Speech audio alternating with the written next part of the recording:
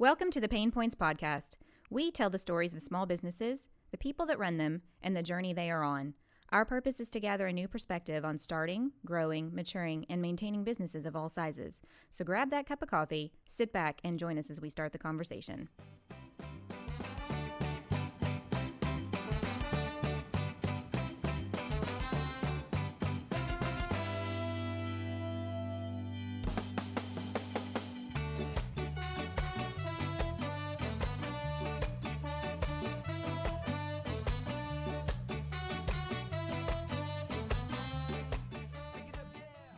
Hey guys, welcome back to another episode. I'm your host, Sarah Harbuck, and co-hosting with me today is Megan Harbuck, our producer. Kristen is out with sick kiddos and other issues. Today's guest is Chase Gilbert of Chill Knack. Hey Chase, thanks for being with us today. Hey y'all, how's it going? I hope y'all are having a great day so far. Good deal. We wanted to, thanks for sitting down with us today and talking with us via Zoom. We appreciate you taking the time out of what I'm sure is a busy schedule to do that. Yes, ma'am, no problem. So why don't you, to just dive right in, tell us a little bit about yourself and any little fun facts that you'd like us all to know. Sure. So originally I'm from Katy, Texas, which is West Houston area. Grew up there, born and raised there. Went to high school there and graduated. And the big question next was, where am I going to college, like most other high school graduates? Sure. Luckily for me, I made a great choice at Stephen F. Austin State University up here in Nacogdoches. My alma mater as well. So yay. Yeah, very good. Very good. Good choice. Originally, I had came up here for an accounting degree, because my mother was an accountant. But quickly I realized that the 9-to-5 office job wasn't for me. I wasn't going to enjoy that later on. So then I switched it to marketing. Marketing, I felt like I could use my skills and further my career at a faster pace than accounting. Sure. Wow. Yeah. Sounds a little bit more, sexy and interesting, right? Because accounting can kind of be like, it's a necessity that everybody has to have and when you're running a business, but also not the most glamorous part of running a business. Exactly. And so from that accounting to marketing, I was using the marketing degree to kind of open up new opportunities for me elsewhere. Like, what could I do with this? I could go work for them. I could do this. But then the more I realized it, the more I wasn't going to like that. So I was like, I need to be my own boss. I need to have some sort of business where I can control the outcome and what goes on. And it would be a little bit easier future tense on like my family and seeing my family and not having that classic 9-to-5 job where you're always at work. Sure. So that's why I started Chill Knack. And I also wanted to start Chill Knack because when I was in college, your classic college student, they go out to the bar, right? Mm-hmm. They consume a couple of drinks and then they have to drive home. Yeah. I was always the designated driver and I didn't have a problem with that, but I didn't like seeing my friends have to partake in that. And so I wanted to provide a safer, more convenient way for consumers to enjoy their alcohol in a safe environment. So tell us a little bit before we get too far into it, what Chill Knack, like the business, what you guys serve and do there. Yes, ma'am. So at Chill Knack, we serve premium quality daiquiris and margaritas to go, which is a kind of a new concept here in Texas. The idea originated in Louisiana and it's kind of been creeping over into Texas as of recent. Yes. Well, especially now with COVID and all the restrictions for restaurants and bars. I mean, it kind of was a necessity to kind of go, if you're, want that, you got to have a to-go drink. So there you go. Yes, ma'am. Exactly. And so going back to what I said earlier, I grew up in Katy. There was a couple daiquiri stores that were in Katy already. And we would frequent them a couple times. But each one did something that I didn't think was the best business practice, or it made it seem hokey. And so that's kind of where I took that idea of starting the daiquiri bar and putting my own ideas into it to better serve the Nacogdoches community and make it a shining star here rather than just another business. Had you had any experience in bartending or anything like that? Or was it just you as a college student having done the whole college experience and bar hopping as college kids tend to do, because that's just Yes, part of ma'am. the culture. Was that Right. just where that derived from, or had you been a bartender at one point and knew, okay, hey, I know that this is how we should do it? No, ma'am.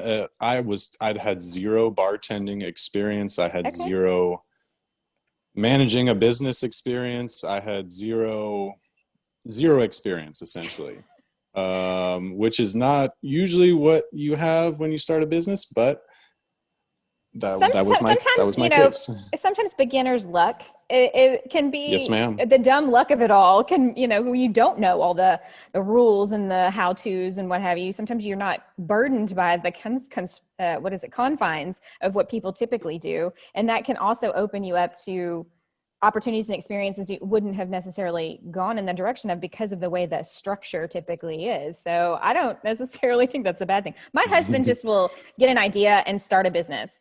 Doesn't research too much, doesn't do a lot of planning, just like, you know what, that sounds cool, I'm going to do that. So, Hey, there you go. I'm pretty used to that sort of mentality. So to me, that sounds like, hey, I had this idea, I'm going to try it. Yes, ma'am. So, starting a business that, serves alcohol, if, for those who don't know, you have to deal with the TABC and Yes, get ma'am. certain licenses and permits and things like that. So to start a business that serves alcohol, why don't you tell everybody kind of the process, that like the technical process you had to go through in order to obtain all the things? Because it's not just like, I'm going to open up a cookie bakery and go to the health department and get my certification and boom, I'm ready to go. There's That's a it. lot more involved for a place like yours. So tell us how that process works. Yes. So since Chilnack serves alcohol, we obviously have to be in a very good relationship with the TABC, since they control all alcohol sales and all rules and governing decisions around alcohol. So essentially what we had to do was figure out all of the codes and regulations, license requirements for the Nacogdoches County. And after doing that, we found out which type of license we needed. After getting that license, we had to file an enormous amount of paperwork to the city clerk. We had to meet with county and city DAs. We had to talk to the chief of police. We had to talk to everyone in town, which is great, because I'd rather talk to everyone, get to know everyone, and establish a good relationship with the town, because it makes it a little bit easier, to work with certain people and get your idea going if more people are behind you. And so after we got the license, we had to go through setting up our LLC, doing all that paperwork for that. Essentially, it was just doing a lot of research online, figuring out what all we needed to be in compliance, and then going and doing that paperwork, talking with the necessary entities and people to get that accomplished. And then once we were good to go, we were good to go.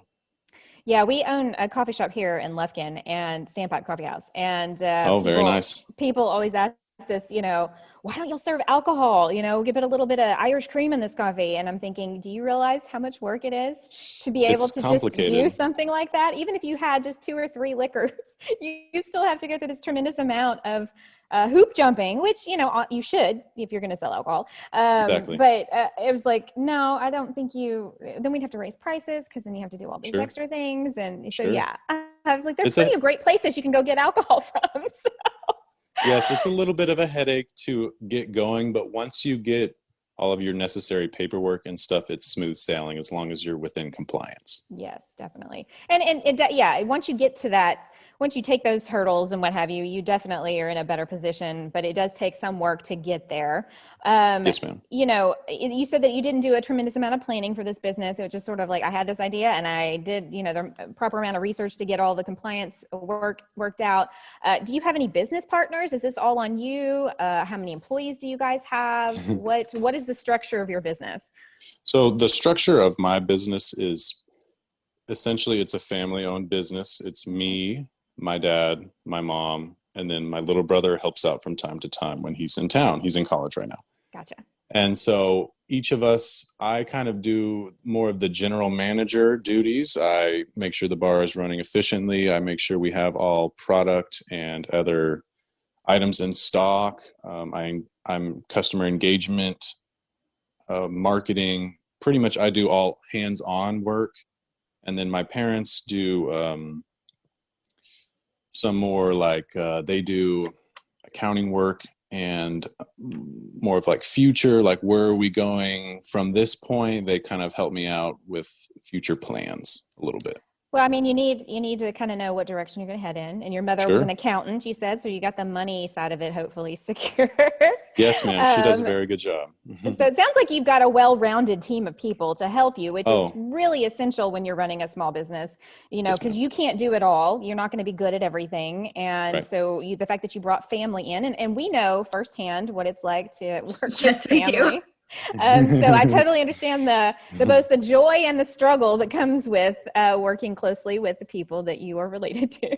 Yes, ma'am. Yes, ma'am. So, you know, how long have you guys been in business? Because I know I've been hearing your name for a long time, and Megan recently got to experience Chillnack because she just turned 21. So Exciting. Congratulations. Congratulations. Thank you. Yeah, Tell at us- the time of recording, I just turned 21. And by the way, I just have to say, y'all's customer service is absolutely excellent. Like, I'm speaking from total experience. Like, everybody like came to the window and like wished me a happy birthday when they found out. Aww, and you know, nice. I thought that was super sweet. But also, y'all's social media marketing, I'm sure that your background in marketing has really helped with that. But y'all have like a really great social media presence. Like Sarah was saying, like y'all's name has kind of been in my mind for a while now. So I'm curious to the answer of how long y'all have been around too. So we opened up in June of 2019. So we've been open about a year and a half now. Okay. Growing pains in the beginning were a little strong. Obviously, when we opened up, we were the first daiquiri and margarita bar here in town. A lot of people were very excited. We drummed up a lot of attention on social media before we opened, you know, like, hey, we're coming, get ready, sort of kind of social media posts. When we first opened, we were not expecting the demand that we got, which was sort of bad planning on my part, but also not knowing how much business we were going to get. So we did a lot of research with an outside company that kind of helped us determine about how much demand we would get. And the demand was much, much greater than that. I mean, that's a good problem to have. I mean, obviously, definitely a problem, but it you know, if you're gonna err on the side of problems, having too much business is definitely one of the things you want to have.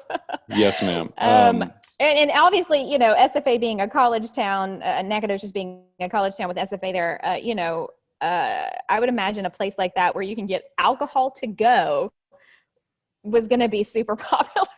So yes, ma'am. Yes, ma'am. Bravo to that idea and opening it in a college town for one thing. So you guys have only been open a year and a half, but it's, yes, I mean, like we were just saying, I have literally heard y'all's name even before I think y'all opened your doors and people talking about you guys and the buzz generated. So you did a fantastic job getting that buzz started on social media and yes, using, you know, that to your advantage.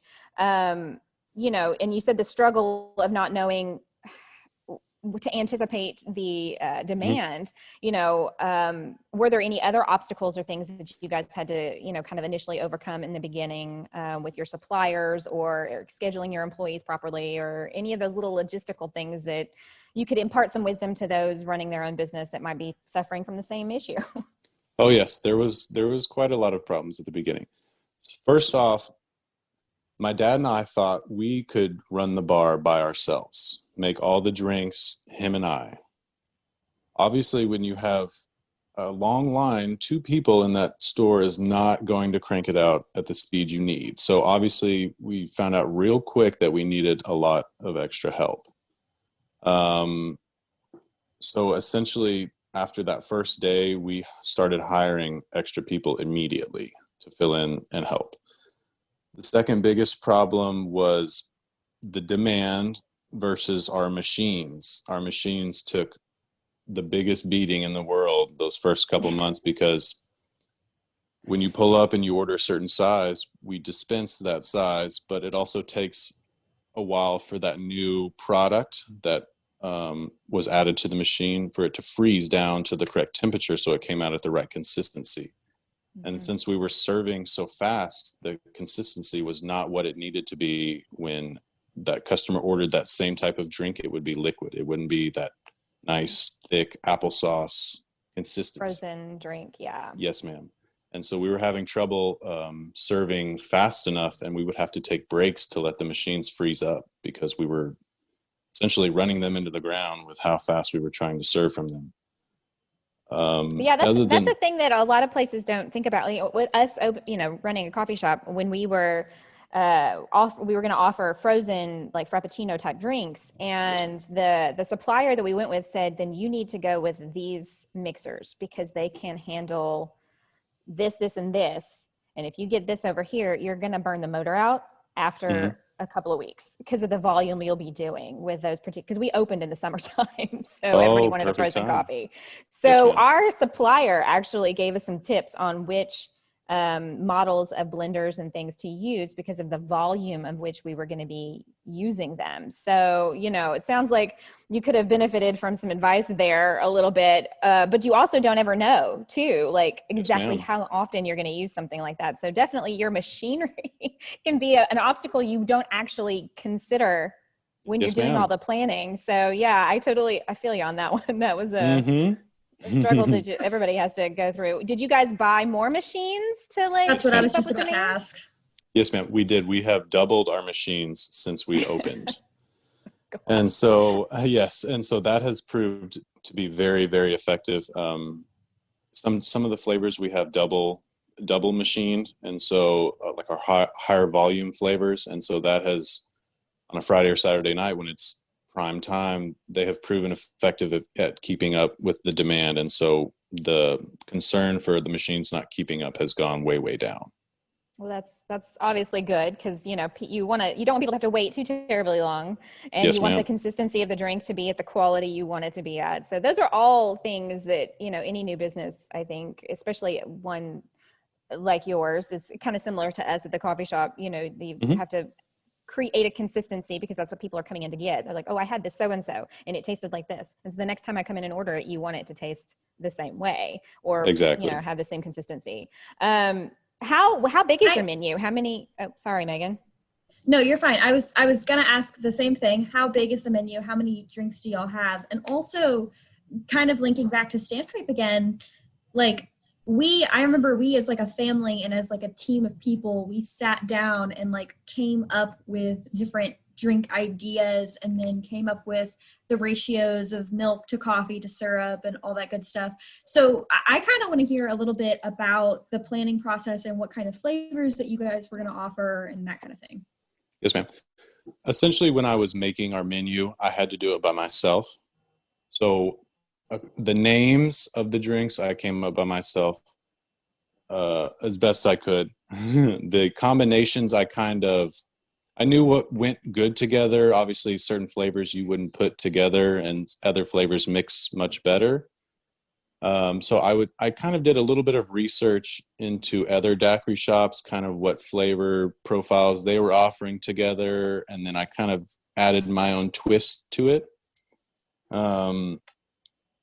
We've had to take away a few flavors just because they weren't performing the best, but we've added 6 flavors since we've opened. Wow. And they have all performed very well. Some of those being our peach and pineapple flavors, which are very, very popular. I imagine so. Fruity. Yes, ma'am. Drinks. The fruity flavors definitely do very, very well. What would you say is your like most popular drink right now? Sorry, Megan. If I was going to guess, I would say it's the Skittles because everybody told me to try out the Skittles daiquiri. Like You are correct. I'm not even kidding. Everybody, like 6 different people told me Skittles, you have to try it. And I did, and it was delicious. Yes, ma'am. The Skittles is definitely our number one.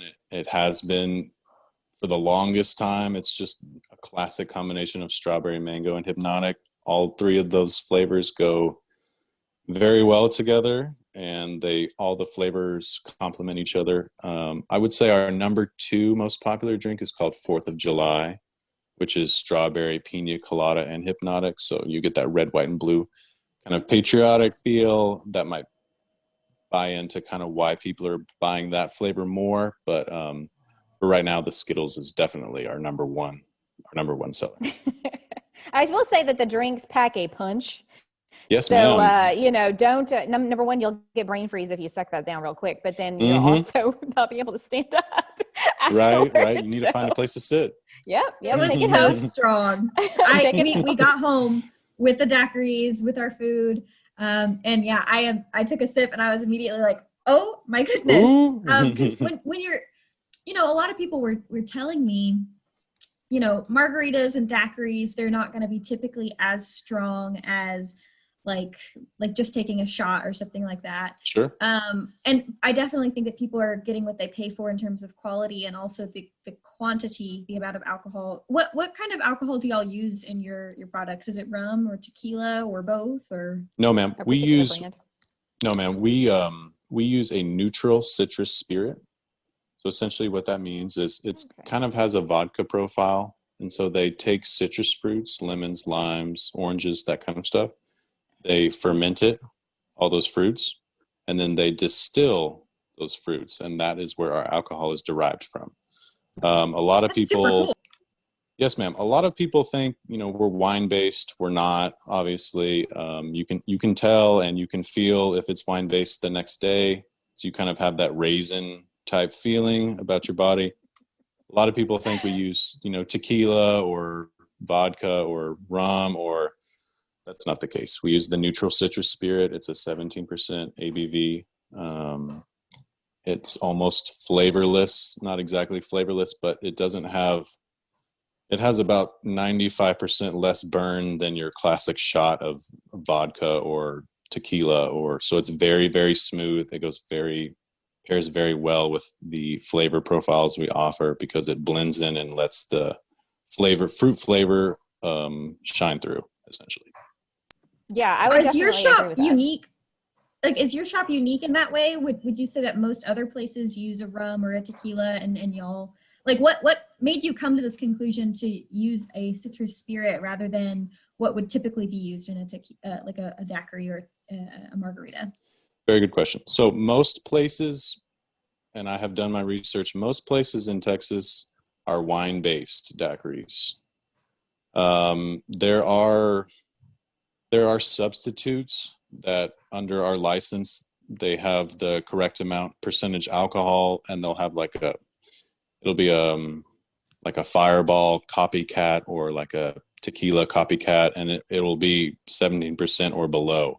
So essentially you could use those, but most places use their daiquiris are wine-based. And I didn't want my store to compromise quality like that, because you think wine-based, you kind of have that stigma a little bit.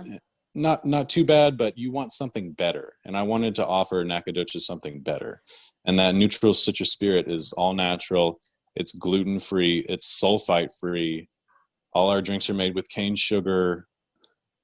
So essentially it's not healthy, but it's a little bit healthier than your other drinking alternatives. And so that's kind of why I went with the company I did, that I get my product from, is because they offer something that almost no one else offers, without compromising quality or something like that. Well, let me ask you, is there some kind of a regulation that keeps you from using, that's not how I want to word that. If I go to a bar and I order a daiquiri or a margarita, they're going to put rum or tequila in it. Yes, and you're saying a lot of those places you will use like a wine-based. Is there a certain type of regulation that they have to do that? If you're not like a quote, quote, typical bar, why would they use wine? Is Typically, it cheaper? Yes, ma'am. Typically, wine-based daiquiris you can get in a higher quantity at a cheaper rate. Okay. And so a lot of stores do that to cut their costs, because one of your main expenses is your product ordering. And if that's substantial and your sales aren't substantial, then you're kind of in a little bit of trouble. And so a lot of people do that just to cut costs and to keep their overall overhead down. But I didn't think that was worth it when I was doing my business strategy and setting up and deciding who I wanted to source from and where I wanted to get my products from. I didn't want that. I wanted the highest quality, possible, essentially, because if I was a customer, I would want the highest quality possible. Sure. Yeah. No, that makes sense. I think that's great. I thought it was regular alcohol, like rum. When she handed it to me, she was like, "Here, taste this." It tasted like what a daiquiri, I would expect a daiquiri to taste like in my head, at the ones I've had in the past. So, so when you were saying you used a fruit-based, distilled liquor, I was like, wait, that's not what it tasted like to me, but that's great. Like, cause it tastes like something you would authentically, get at any typical bar that you sit down and order a drink with. So bravo to recreating that that makes a big difference whenever you've got the quality to match and the prices aren't, going to break the bank. So, exactly. Great business strategy. What would you say, running a business, seeing as how you haven't had any experience until now, what would you say that this has taught you the most about yourself? Like, whether that be you as a person or what's it taught you about business, whatever you want to share with us. I think if I had to say one thing, I think the biggest thing it has taught me is to be more responsible with my time. Being responsible with my time, I have to run errands. I have to go to the bank. I have to do this. I have to meet these people.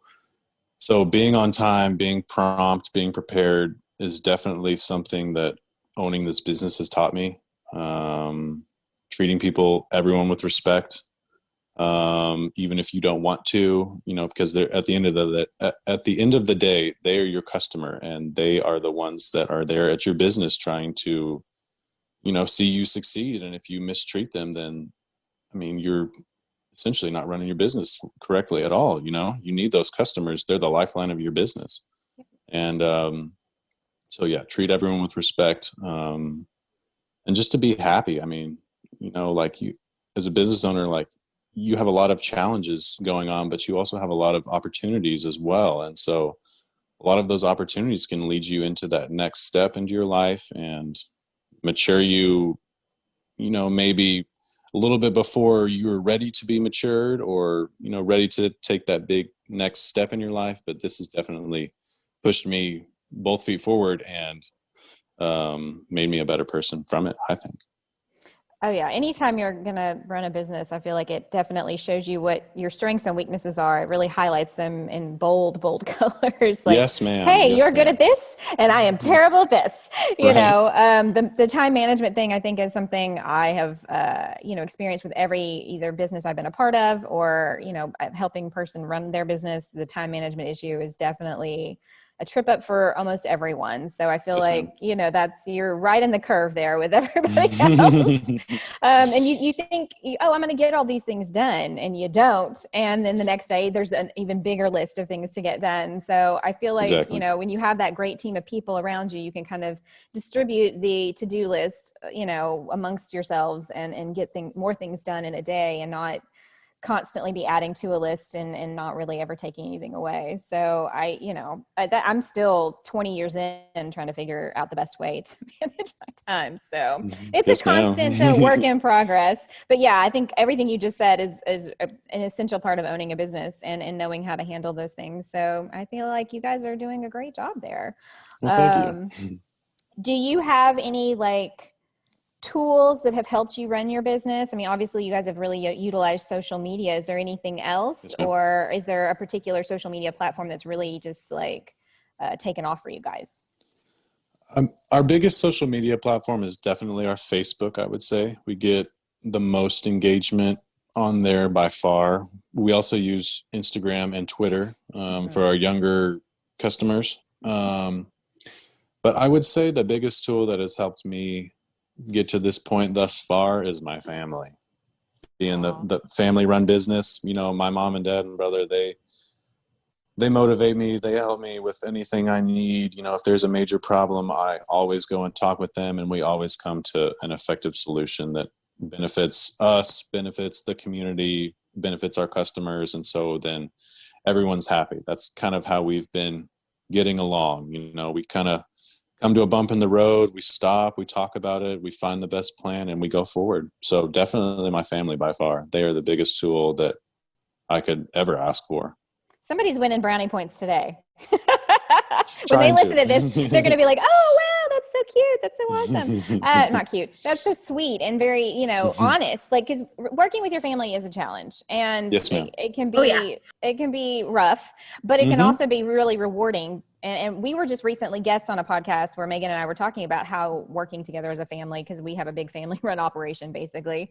And, like what you said, communication is really being very clear and sitting down and calmly talking about an issue, not letting the emotions get too, heated, because with family, you tend to take some liberties that you wouldn't necessarily take with other people who were not related to you. And so, I know that we have had to, okay, we need to sit down and talk about this issue and do so calmly and leave work at work, and home life is home life. And that's right. People ask all the time, is it hard working with family? And I was like, well, it presents challenges like anything else. It definitely adds a different layer of challenges, but typically, your family is going to have your back. And they're being just as invested in, especially if they have an equal share partnership with you, they're just as invested to see this business succeed. Whereas somebody you hire who you're just paying as an employee who doesn't have a lot of ownership may not have that same dedication, Exactly. I feel like, family run businesses are, definitely have a challenge to me, but I feel like you're a little more secure too, in a way. Sure. I guess if you've never been in that situation, it's hard to really understand what I mean, but I feel like you probably get what I'm saying. Oh, Megan, yes. Do you have any thoughts on working with family? And I would say that, like, especially if you are already close to your family or you have a good relationship with your family. I mean, honestly, Chase, it sounds really lovely that you have that relationship with your family, because I feel like these days, you hear so much about, messy family situations and stuff like that. So it's really nice to hear that, like, not only are we supporting you and your local business, but we're supporting your family as well. And we're supporting a really, like, healthy work dynamic. Like I said, when my friend and I pulled up to get some daiquiris, I think that the way that you interact with your family and how you run the business definitely reflects upon your employees.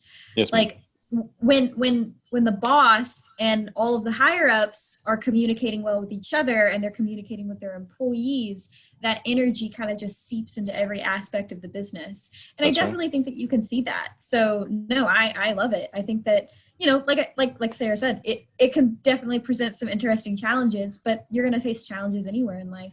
And speaking of challenges, we talked a little bit about in the beginning what the challenges were.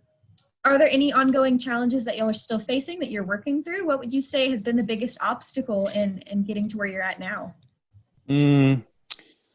Most of those problems that were plaguing us in the beginning, we've kind of taken care of. So those are kind of put away for now. We don't really have to deal with machine problems or anything like that, like we were having to deal with. I would say the biggest challenge now for me would be just making sure all of my employees are performing how they need to be, and they're performing good customer service for you and our customers, and treating them like pretty much how you would want to be treated if you were the customer. You don't want to roll up to a drive-through window and they essentially act kind of like, what are you doing here? What do you want? I want that warm, fuzzy feeling that, like you pull up to not Chick-fil-A, Chill Knack, and you go up to the window. They open up the window. They ask, hey, how's your day going? Like, what can I get for you? They thank you for coming. They give you that warm, inviting, fuzzy feeling to where you want to go back. You don't want to, and then you don't have a bad experience. And so all you're thinking about is, wow, Chill Knack, treated me good. Like, they actually gave a hoot about me, and, they showed me a little bit of love. And so I enjoyed my drink. So yeah, I'm going to go back. They're a respectable, nice, friendly business. So that's the kind of atmosphere that I put on my employees and I put on myself and my businesses. You need to treat people with respect. A lot of people are going through a lot of tough times right now. This is maybe the best part of their day when they come by. You need to make it the best part of their day, Yeah. I love that. I love that sentiment. I do too. Cause like, you can have a great product, but if your customer service is crap, then, that really leaves an impression in people's minds. You have to have a great customer service and a great product, and that will, propel you forward. I mean, Exactly. having better customer service and maybe an okay product will still stick with people. Like, hey, maybe this isn't the best coffee I've ever drank, but I love the atmosphere here, and the baristas know my order, and they talk to me every time I come in. That makes a big difference, Sure, and I'm not saying that our coffee isn't great. It's amazing. But just in case someone has that opinion, and the same thing with, with your business, because it's a drink, a beverage based business, the interaction with your clientele is really, I think, huge. almost more important really sometimes than the product that you're offering, because you're selling an idea and you're selling an atmosphere, and as much as you are selling the product. And so a lot of businesses don't pay attention to that as much as they should. So I think the fact that that's your mission and that's the main focus is a good one. Yes, I always enjoy going to businesses that are, friendly and inviting and, hey, welcome in, how's it going? Rather than looking at me like I'm interrupting their day and they'd rather I just leave. Exactly. Yeah, exactly. You guys are a relatively young business, but what would you say is like maybe the biggest achievement or success you guys have reached so far in this journey? I would say our biggest achievement is we are one of, even though we're in the small town of Nacogdoches, we are one of the highest volume daiquiri stores in all of Texas. Wow, that's amazing. Yes, ma'am. That's so great. I mean, do you think being in a college town helps with that? Kind of, sort of. A pretty good amount of our customers are college students, and so we do see a fluctuation in our monthly income when school is in session versus when they leave. However, I would say a majority of our customers, though, are just the townspeople, the people that live here. Your everyday working class, blue collar working people is our main customers. The college students are great. Like, I love the college students, and they come by a lot. They're great customers, but majority of them are the townspeople, surprisingly. I mean, that's great, because if your business is relying on seasonal fluctuation, that's going to be difficult. Yeah. I think that I can go get a drink, a really nice drink, a good quality drink, and go home and drink it in the relaxing environment of my own home. Especially now during the global pandemic, that's almost necessary. But that idea of being able to go order a drink like you would anything else, and go home and sit in your own house, and then you don't have to worry about driving home or getting an Uber or having a designated driver. So I feel like that in and of itself is like a huge driving motivator to get people to come. It's like, I want an alcoholic drink, but I don't want to have a DD. I don't want to have to do an Uber, and I'd really rather just be at home than at the bar. So I mean, you're ticking all the boxes of yeah. Yes, ma'am.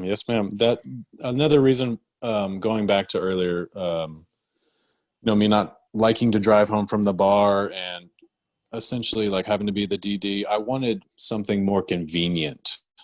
Because if you think about it, your traditional ways of consuming alcohol, you either go to a bar, right? A traditional bar, you sit down, you order your drinks, you drink, and then you leave, right? And you have to drive home. Sure.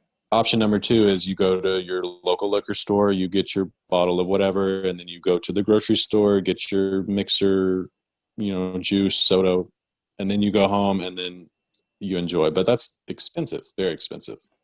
Yes.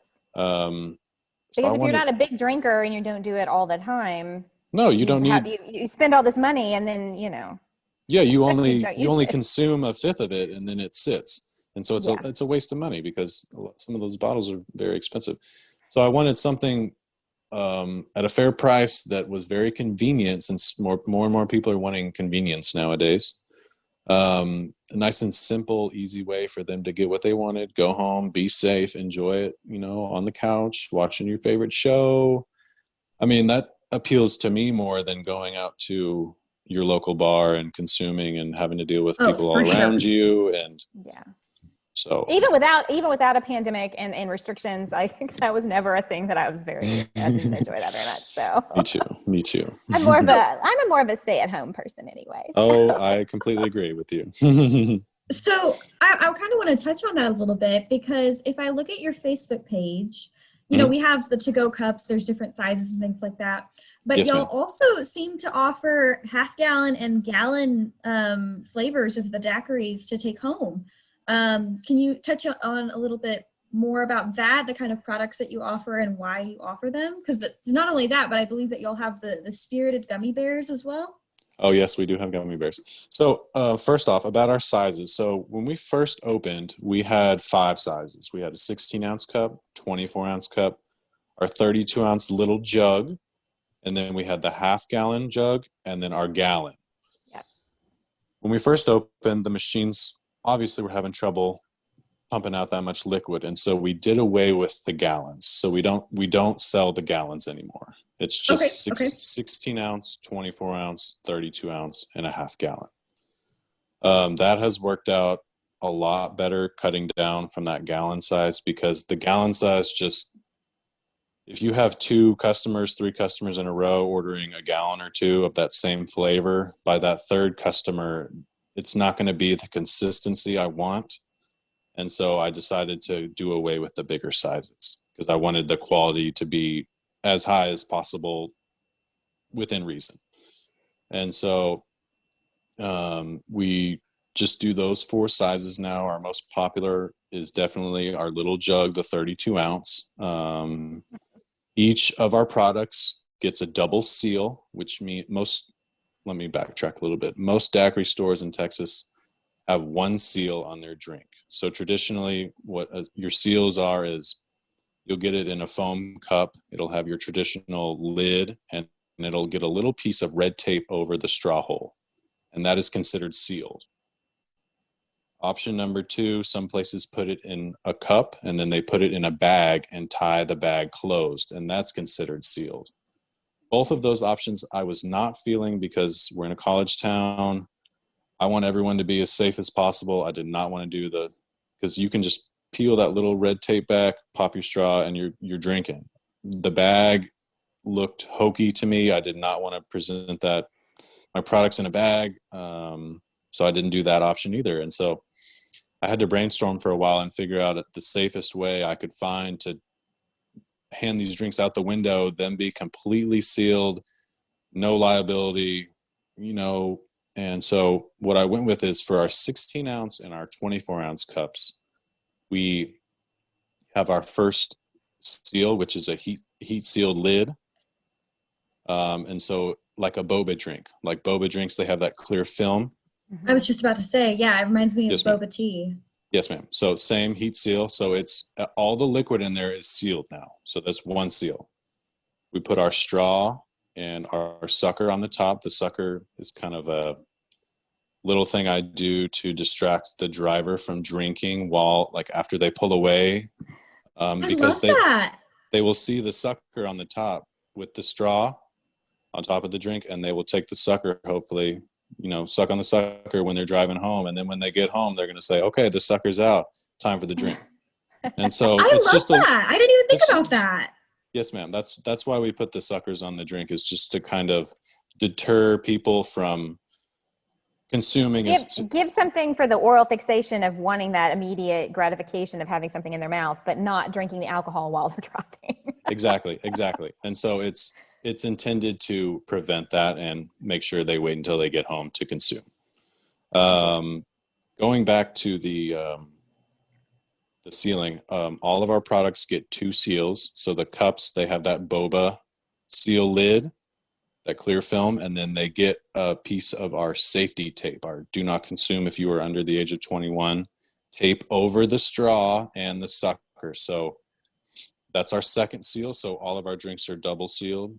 And so if you were to pull away from the window, you try to pull your straw out, it's going to rip. The plastic is going to rip because it's stuck under your tape. And then if you go to put it in your drink, then that is completely on you, because we as Chilnack, we sealed your drink once.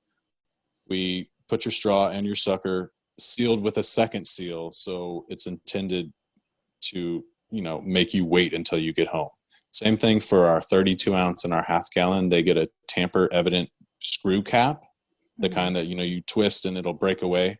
So you can Yeah. tell if it's been opened. And it also gets a second piece of tape over the top, like the 16 and the 24-ounce get. So all 4 of my products sizes get double seals for my protection and for the customer's protection.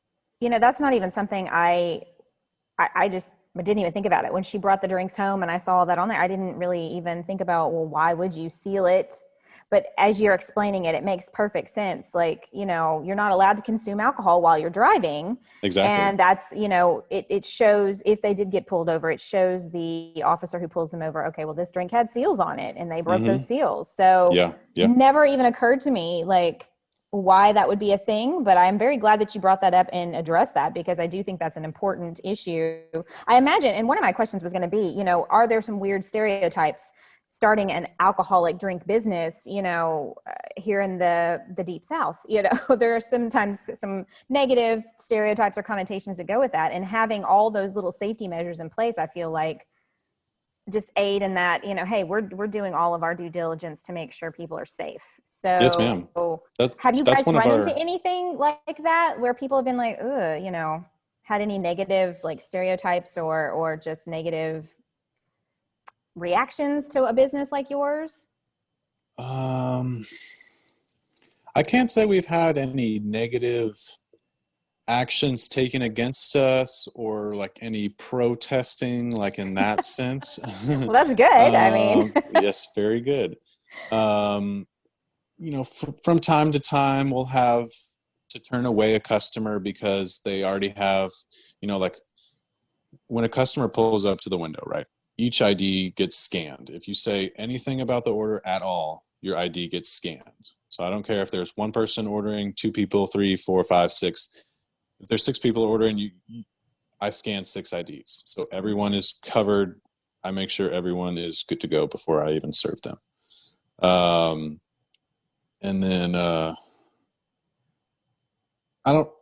there's not a whole lot of problems, I would say, that we've faced or like negative feedback. I mean, besides the customer getting turned away if they have an open beer bottle in the car or some other type of drink, my employees are instructed to say, sorry, sir, sorry, ma'am, this is our company policy. I see you have an open container in the car. I'm not going to be able to serve you today. Please have a great rest of your day. And then that's it. And so, you have to be by the book about it because, like you said, I mean, we can't have people driving around consuming alcohol while they're driving. That's just not safe. And that's not the mission of my company. The mission of my company is to provide a quality product at a good price, great customer service. You take it home, you be safe, you enjoy in the comfort of your home. And then you don't have to deal with all those other stressful, driving home, making sure your friends get home safe. Everyone's already at home. Everyone's already secure. Yeah. That's our whole mission. Good deal. Well, I'm glad that you guys haven't, faced any issues. Alcohol's relatively accepted, but some people not so much like that idea, especially if it's to go, like I can just drive up and order it, but you guys, you explaining that process of sealing and what have you, I really feel like is very essential to even the nature of your business to show people, hey, we're not just handing alcohol out the window and saying, hey, have fun. That's not what you do. So that's great that we actually got into that. I wouldn't have thought to even think that was a thing. So, what advice would you have for others that were starting their own business? What advice would you have wished you had gotten when you were starting out, or even just what you've learned over the last year and a half and what you would impart to someone if they came to you asking for your advice? Sure. I would say that you need to definitely do your research based on what type of industry you're in. You definitely need to do a lot of research. Like for me, I'll come back to this. For me, before I opened, I was still in college when I started working on this. And so I was halfway through my sophomore year when I started the idea of Chilnack and opening a daiquiri bar here. And so I did about 2.5 years of planning, research, talking with people, getting advice before I actually opened. And so I had a pretty good amount of information and like what to do if this happens, what to do if that happens. But a lot of people don't. A lot of people kind of just jump in after a short while, due to impulse or other economic things that are making them, go forward with their business before they're ready. But I would say the biggest thing that I would stress is do your research. You need to figure out what type of industry you're in, who your competitors are, what they're doing, what type of like licensing, permits, all that kind of stuff. Make sure you know all that before you start it. I know for me and the bar, I would go up to watch traffic patterns before we opened, just to see like what the flow of traffic was on the road, what the busier times of the day were. Huh. Yeah, I wouldn't have thought to do that. That's good. Yes. That's good planning. What else? We worked a lot with NEDCO, the Nacogdoches Economic Development Center here, and we worked a lot with a man named Larry Kane, which he is part of the Small Business Development Center in Lufkin, and he works a lot with Angelina College, and so he helped us with our business plan a lot and to kind of plan and what to expect. Essentially, just do your research, figure out what you need to do to be successful. Don't rush it. Take your time, be patient, and just think about all aspects of your business from your standpoint as the owner or the manager, and from the customer's standpoint, like what they are going to expect, what you would expect if you were a customer at your own business. I think a lot of people lose that aspect, is like seeing it from the business owner standpoint versus seeing it from a regular customer standpoint. Is sometimes those expectations and like how you think it's going to line up don't work, and they don't correlate, because what you're thinking might not be what the customer is thinking. And so it's very important to read your reviews, read what people are saying about your product, and apply that and change it if you need to, because sometimes changes are necessary. And if your product's not performing like you need it to, then you need to find a way, do some research, figure out a better method of making it perform. But I would say just make sure you do your research beforehand. Make sure you do a lot of research. Yeah. I would think with a business like that, when you have a lot of state regulations you have to meet, there's a fair amount of preparation there that would need to happen.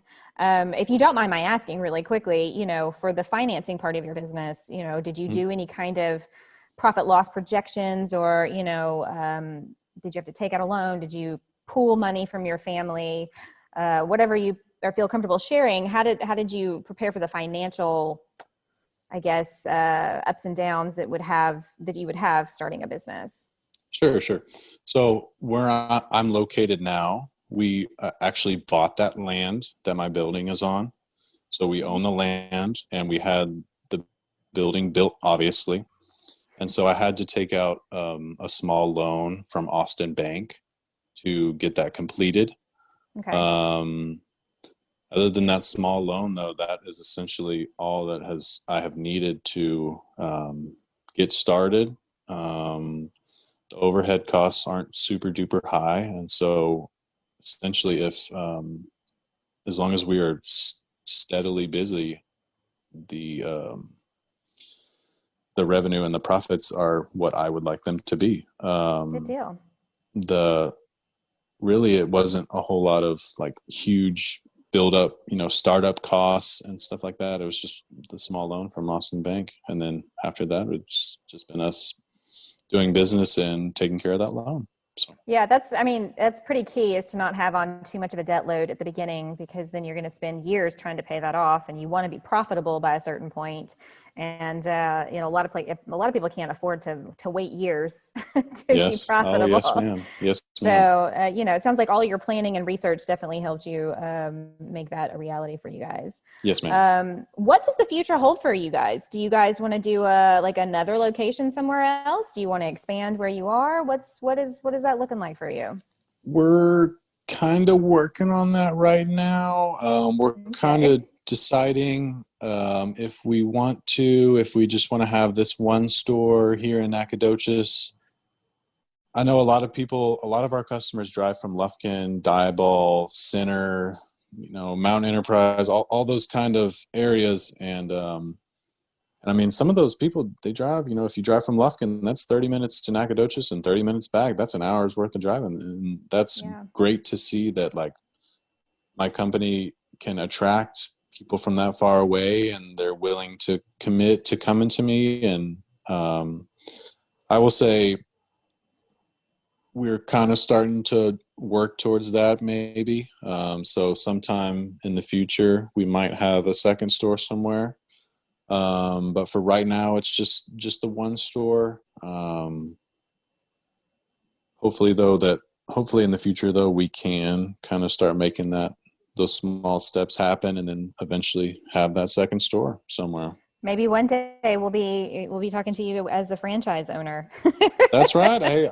I hope so. That would be very, very nice. I mean, I think that's usually the goal when you start a little business like that, is to have a few of them scattered around. And if you want to grow your business, Yes, some people are content not to do that, and that's fine too. But well, tell everybody where they can find you guys on social media or on the internet and your current physical location.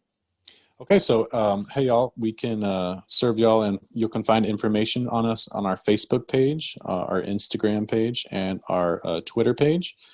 We are located at 203 North University Drive, which is a little blue building on the right side of the road. Just look for us and you'll see us, all the flags, all the lights. And we'd be happy to serve you when you come by. That's great. And they can find everybody, they can find all you can find you. Woo, boy, it's Monday. Words are hard. They can find you at Chill Knack, right? On Facebook, Instagram, and Twitter. Yes, Chill Knack. That's where we post all of our daily specials and all upcoming events and time changes, etc. Awesome. Well, Chase, thanks so much for coming on and telling us your story and telling us all about the world of to-go daiquiri and margarita drinks. I feel like I've learned quite a lot today that I didn't actually know, so I appreciate that. Yes, ma'am. And we hope you guys have continued success. And, like I said, if things change and y'all start opening new locations, we'll have to sit down and chat again how that adventure is happening. Yes, ma'am. That sounds great. All right. Well, I think that's going to wrap us up today. Thanks so much for joining us. And we hope everybody enjoyed listening and everybody has a great day. So we'll see you next time. All righty. Bye-bye, y'all. Thank y'all so much. Do you have a story to tell? We want to hear it. If you'd like to be a guest on our podcast and share your story, contact us on our website at PaynePoints.com or any of the social media linked on our website. Be sure to subscribe and follow us on either Spotify, Apple Podcasts, or YouTube. We'd appreciate a review, a like, or a comment to let us know what you think. You can find all of our podcasts linked on our website under the podcast tab. Once again, thanks for joining us, and we want to wish everybody a wonderful day.